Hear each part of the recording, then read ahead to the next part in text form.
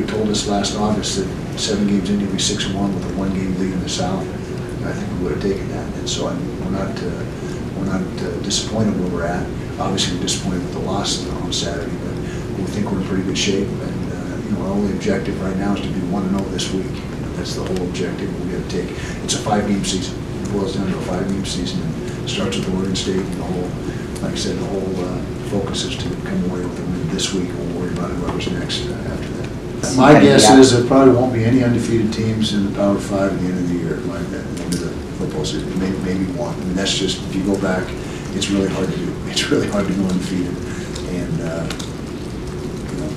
we'll see. And we don't really care about anything but this week, but historically, it's really hard to go undefeated.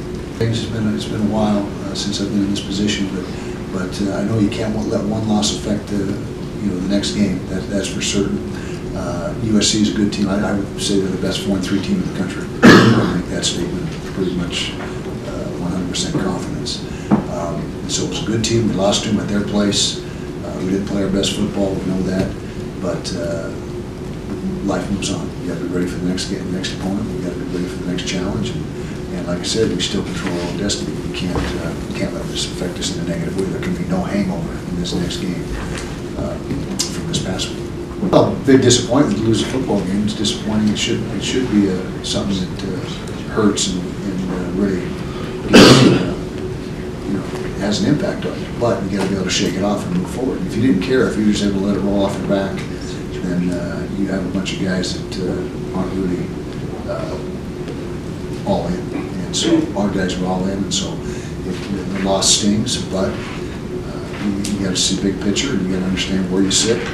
And like I said, it's really hard to go undefeated anymore. I mean, it was, you could go back to the last 5 or 6 years, there's not a whole lot of teams that have been able to do it. And so we still have not accomplished all our goals. And moving forward, we can do that. You know how we treat a win, you come, you watch the film on Monday, then you put it behind you. Same thing with a loss. We've come, we've watched film, and you got to put it behind you. You can't let them beat you twice and have this carry over the next week. We're still where we want to be as a team, and we're still in the driver's seat in the South, so we're putting this behind us, and we're just going to go forward with confidence, I guess. What have you seen out of Seth Collins at Oregon State? Because it seems like he kind of does a little bit of everything. He's a wonderful athlete. He's a great person to watch on film. He make plays for the Oregon State offense, and we gotta contain him. I believe his athleticism. He's very athletic. He jump over players. He spins. He pull a lot on his own read. So we just gotta really prepare and execute. Like I said, we'll come later on in the week. All I know for now is number 4, the one that's more of a dual threat quarterback, is probably the one we're going to see. And like I said, I don't know if he played. I didn't see him play the whole game last game against Colorado, and so I don't know if there's something wrong. But yeah, we'll definitely have to prepare for both of them. If the word on the street is there could be a chance of 2 quarterbacks. I'm just excited to get back out there.